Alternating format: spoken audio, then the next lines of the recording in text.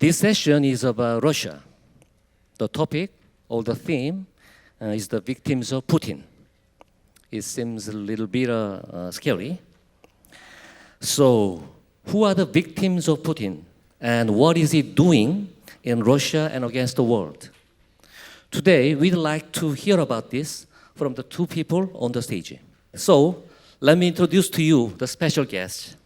First, Mrs. Yulia Navalnaya. It's full name in Russian style. She is now the chairwoman of the advisory board, Anti-Corruption Foundation. She is well known for Alexei Navalny's wife. Maybe you've heard a lot about her name in the media recently. Alexei Navalny, whom you remember, was one of the victims of Putin. Until recently, he was a symbol of the Russian democracy and anti-corruption movement. Navalny fought for a long time against Putin's dictatorship, exposing the corruption of Putin and his age. He was a courageous leader. Unfortunately, he died in February this year in the memory of many people around the world. But Mrs. Navalnaya is taking over his intentions and fighting against Putin's regime. She's going around the world exposing Putin's brutality and wrongdoings. In the left side is a Professor Chris Miller. He is famous for being the author of the best-selling books titled The Chip War, which deals with the global war on semiconductors. However, he is also a Russian expert who earned a doctorate in history from Yale University and published books on Russian history and Vladimir Putin. Now, let's take Mrs. Navalnaya to the podium to hear the speech. Please welcome her with a big round of applause. Thank you. Hello, and thank you for being here. Dear participants of the World Knowledge Forum, I am grateful for the invitation and the opportunity to speak here today. Over the last 25 years, your forum has hosted politicians, scientists, business leaders, innovators, Nobel laureates, and writers. However, no politician from Russia has ever taken this stage until now. That's why I feel the importance and weight of this moment, and I want to explain why I'm speaking to you today. The first World Knowledge Forum was held in 2000. The same time, Vladimir Putin became president of the first time. During the time Putin has been in power, your country seen 6 different presidents. 2 of them were convicted of corruption and jailed after leaving office, while one was awarded the Nobel Prize. So what's better? One, internal Putin, or fierce competition where former leaders are held accountable for their mistakes? I think now the answer is clear. For instance, Korea's GDP per capita is now 50% higher than it was in 2011. Meanwhile, in Putin's Russia, it's 7% lower than in 2011 as well. For years, Putin promised prosperity to our citizens, but they have only grown poor. He has also taken away a freedom election, independent courts, honest media, and basic human rights. Yet, during the same period, the number of billionaires in Russia has doubled, reaching 120. That's 3 times more than Korea, even though Korea's economy is just 20% smaller, has 3 times fewer people, 170 times less land, and only a fraction of the natural resources Russia possesses. How did this happen? Let me share a few more numbers. In Korea, the top 5 most successful entrepreneurs include the leaders of Samsung and Hyundai, companies whose electronics and cars are recognized and purchased worldwide. Also, at the list is the head of Celltrion, a pharmaceutical company that products cutting-edge cancer treatments. But if you look at the top of richest people in Russia, you'll see a very different story. All five made their fortunes in just two ways. First, by selling Russian natural resources, and second, by being close friends with President Putin. That's the path to the top of Russian Forbes list. It's no wonder you won't find Russian cars, electronics, or innovative medicines on the global market. This is the sad result of 25 years of Putin's rule. When power doesn't change, the economy and science degrade, and each Russian grows poor. Unlike Russia, the Republic of Korea chose the path of fighting corruption and building competitive, efficient economy. It wasn't an easy path. Democracy didn't just appear out of nowhere. Your country experienced military dictatorship, rampant corruption, and nepotism. But at the end, Korea chose a different path, and the results are clear for all to see. Sadly, Russia hasn't been able to do the same. Russia didn't choose its future. One man chose it for her. Vladimir Putin, who ended up in power almost by accident, quickly realized the opportunities that imperfect constitution gave him. 20 years ago, as we know, he rewrote it by him. He saw how easy it was to break and control immature institutions. He clung to the power and hasn't let go for 25 years. He started making his friends and family billionaires. Naturally, not everyone agreed with this, but those who opposed him were silenced. Political prisoners became to appear first in small numbers, then dozens, and eventually hundreds. They were the first victims of Putin's rule. Putin and his inner circle grew greedily, and the punishments for those who opposed the regime became harsher. You can see this clearly in the case of my husband, Alexei Navalny. In 2011, he received 15 days in jail for participating in protest.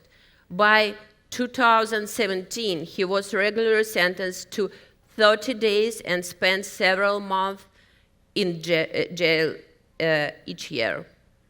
In 2021, he was sentenced to 3.5 years, and in 2023, that was increased to 19 years in prison. During this time, Russia lost freedom of press and electoral competition. The judiciary was dismantled, as was local governance. Meanwhile, ordinary people grew poor as corruption stole their future. Putin's approval rating began to fall. So he turned to the classic dictatorship playbook, finding an external enemy, and eventually started the war. Now, not only are Russians suffering under his regime, but so are the people of Ukraine. Putin's missiles rain down on their cities, killing thousands of innocent civilians. It's important to emphasize that it is a very predictable thing. First, a dictator turns against his own people, oppressing and robbing them. Repression eventually intensifies, and eventually the dictator begins terrorizing neighboring nations. I'm confident that you understand it much better than anyone after all. You have been watching this happening just 25 kilometers north of here for 70 years. My husband, Alexei Navalny, was Putin's main political opponent, a man who wasn't afraid to stand up to him and his regime. For that, Putin poisoned him in 2020. But Alexei survived. Then Putin imprisoned him and subjected him for years for brutal torture. Alexei was kept in solitary confinement with only a mug, toothbrush, and one book. His daily outdoor time was spent in another solitary cell, just without a roof. He was denied phone calls, visits, and even food. Yet he never wavered in his beliefs. Then, for that, Putin killed him. But the idea that Alexei stood for, that Russia can and must follow a different path, didn't die with him. By killing my husband, Putin didn't win. On the contrary, he proved once again that he is terrified of political competition. He fears democratic institutions. He fears freedom. He stays in power only through intelligence services, violence, weapons, and poisoning. His regime survives only on repression and propaganda, and that means it simply cannot last forever. I know that many in Korea care deeply about Russia's future. Our countries are relatively close and we share many connections. I also know that our struggle against Putin regime requires all support we can gather. We need allies from around the world. That's why I'm here, where no Russian politicians has ever spoken before. But still, there are people who say it doesn't matter what happens in Russia, as long as the war in Ukraine ends. Who cares what happens to Russia next? They say that Russia should be walled off and left to become a giant North Korea. Let them deal with Putin on their own inside. But in this room, I don't need to explain why it's such a dangerous mistake. You know better than anyone else how much harm one small totalitarian dictatorship just north of your country can cause, and how much worse the world would be if another regime like that, only far larger and more dangerous, emerges. Countless innocent people would survive. The first victims and hostages of any dictator are his own people.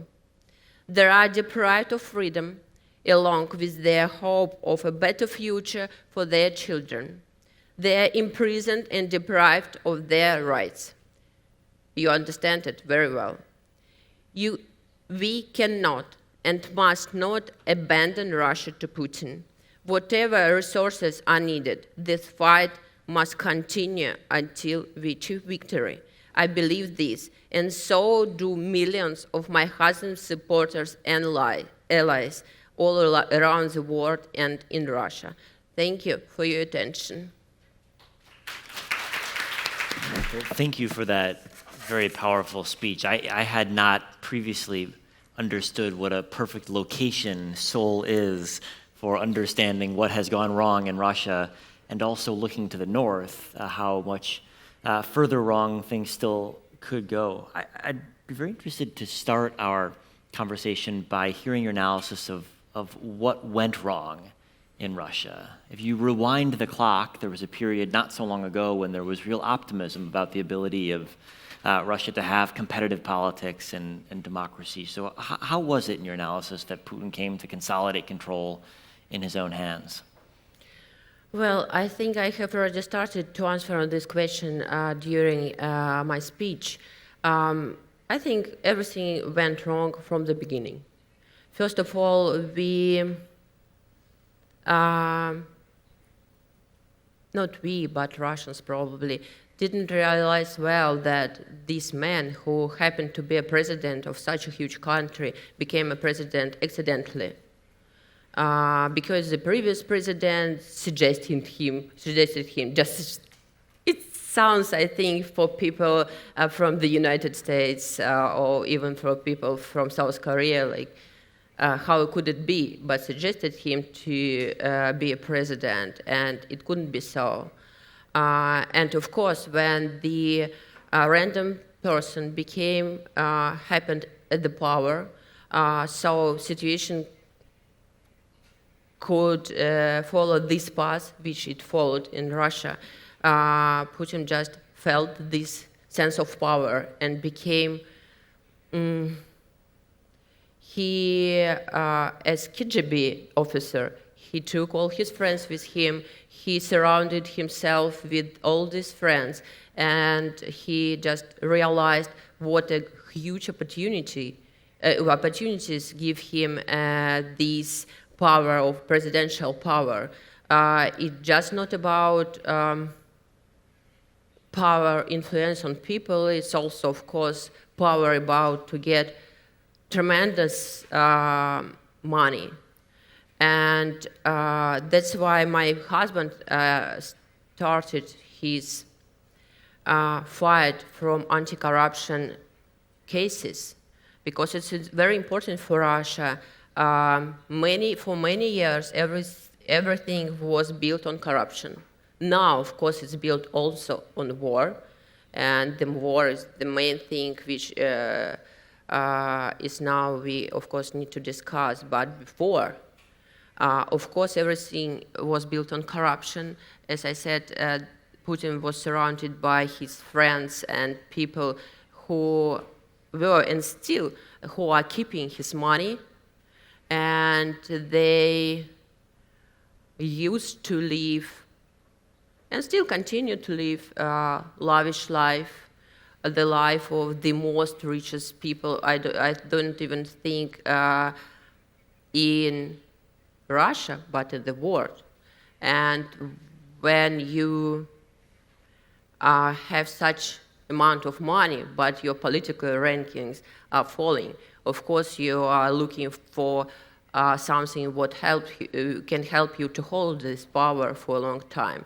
And I think it's one of the reasons why Putin started the war, because he wanted to have the same amount of money. He wanted to be surrounded with all these his friends, and also he wanted to keep all these people terrifying and to show that how powerful he is.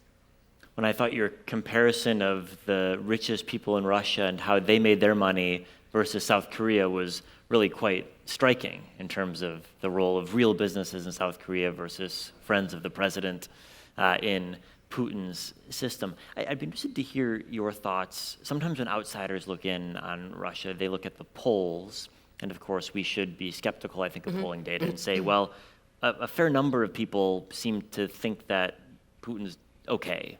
And if you look at the Levada Center polls, for example, or other polls, can you help us understand what this data means? And is it true to think that at least some Russians are not opposed to Putin? First of all, thank you very much for saying that it is good comparison between billionaires in Russia and here in South Korea. And on these figures, we can see very well how the rich people build their wealth. And it's very important for understanding, as I mentioned, that billionaires in Russia, they mostly build, not mostly, almost all of them, never had anything with business. So they are friends of Putin, or they are friends of Putin who get some piece of natural resources of Russia. And of course, it's very interesting and important to understand how different it is in Korea, because the most rich people here, it's people who are really businessmen. And coming back to the second part of your questions about polls, of course, I don't think that we can count now on any polls which come from Russia, because I would take like an easy example. Can you imagine that in Russia, or for example, even in South Korea, somebody calls you by phone and asking, do you support Putin or not? Of course, your answer will be all the time, yes, I support. Because you understand that otherwise you can be not just called for a kind of conversation, but imprisoned. And it's very important to understand. Let's be honest. I wouldn't say that Putin doesn't have any support, but we are not able to count this support in figures in the right way. We cannot believe to the figures in the presidential elections because, again, I would be honored that propaganda in Russia is working well. And even if people come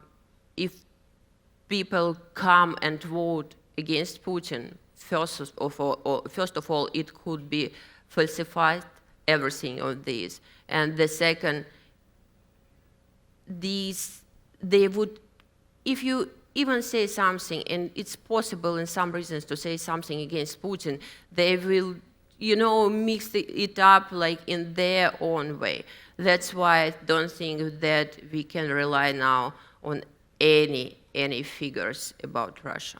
And I guess if your number one candidate in the election is Zyuganov or a Communist Party candidate, it's not really a difference from the ruling party in some ways. They're all part of the same system. Unfortunately, of course, it's the part of the same system, and it's the big regret because Communist Party, for example, still has kind of support, and they could be the much more stronger position to Putin because we need to do anything, to push this regime to try to find these things, events, something else which will show people that they have allies in opposition, that they have allies who understand that what's going on in Russia and so on. But you're right, they are the part of the same system. Some years ago, there was hope that social media and the internet would prove democratizing forces. And in some ways, that happened to a certain extent in Russia, with YouTube, for example, being an important platform for different political views. But in general, it seems the Kremlin has been very successful at co-opting internet sites, like Vkontakte, the social media site in Russia. What is the role that technology plays today, and is there a possibility that technology and social media might be a positive force for change in Russia in the future? I think that I will answer you on example of my husband. He was very known, thanks that he was all the time very not loud, but very innovative politician against Putin.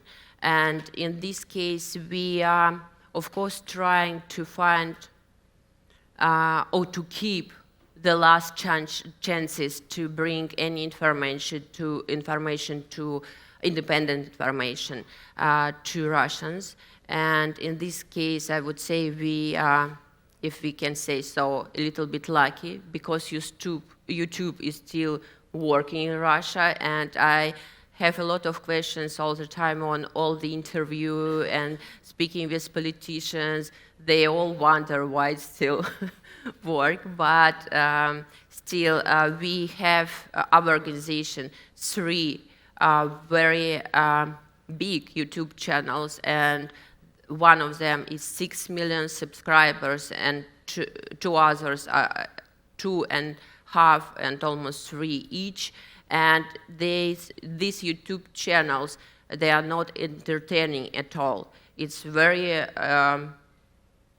they have very political context, just political context. We do news every day, we do interviews with independent politicians a lot. Mostly they are in exile now.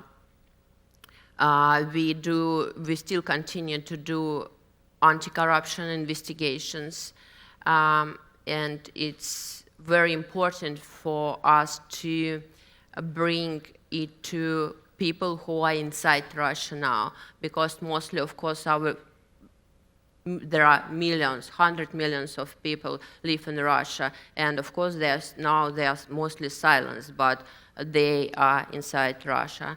And it's very important for us to bring them information which they are not able to get from TV, because there are no independent TV channels, and I would say there are almost no any free media in Russia at all. Almost all independent media they are now in exile, and they are able to bring their information to Russians mostly just from the internet. And now that both the independent media and also most independent political figures are in exile outside of Russia, how does that change the strategy that the opposition has? It's very difficult to speak about strategy when you don't know what the president of such a big country will do the next moment. That's true that there are a lot of people in exile now, because if you are against Putin and your opposition politician against Putin who's still in Russia, and if your voice is notable and you can be heard by some of people, it mostly likely you will be in prison very soon. Because in Russia now people are imprisoned for much less, like sheet of paper without written anything, or for likes in social media, or for post "no war," just "no war," and that's why to be opposition politician now it's sometimes it's very dangerous. I don't think that strategy has changed a lot, and I think that we all united in this, that we need everything what we can that Putin's regime will fall as soon as possible, and which it will change a lot, probably not in the next day, but of course these changes will come much quicker than we can see it now, and it will help with anything what's happening. It will help stop the war. Of course, first of all, it will help the economy. It will help people inside Russia to get their freedoms back, independent media, independent courts, everything. But I think your point about we shouldn't overestimate the durability of Putin's rule is very important, because often a strong man system looks strong until the moment it falls apart. You see that in many countries, I think. I don't think that we need to think that Putin is very strong. The situation is, I don't think that he's so strong. The situation is like that. He just keeps everyone in fear. That's what he can do well, but it doesn't mean that he's strong. People don't want to be in prison. Nobody wants. Nobody wants to be poisoned. Nobody wants to die. Nobody wants to be killed. Nobody wants to spend several years in prison and change their life dramatically. That's why he's still in power. But to say the truth, I don't think that person who just keeps everybody in fear in every part of the country and life, we can call him like strong one. And when it comes to the rest of the world, countries like South Korea or European countries or the United States, what should they be doing now to support the Russian opposition? I think that it's a very important question, and it rises a lot. I'm meeting with a lot of politicians, and they understand that Putin is not Russia. Of course, Putin has taken the power and he keeps this power, but there are still a lot of people, despite probably 1 million of Russians left the country after the war has started, but still there are millions and millions of people in Russia who are inside because it's their homeland. They have no places to go, actually. And it's very important, I think, that for world society to bring them this signal that they are not forgotten. They need to know that all the world knows that they are inside Russia. They, of course, they are under dictatorship and they couldn't be loud, but just support is very important, of course. Thank you to the audience for listening. Very beneficial and useful time, I think. Thank you for the Mrs. Yulia Navalnaya and Chris Miller for good talk. Thank you very much. Thank you. Thank you. Thank you. Thank you.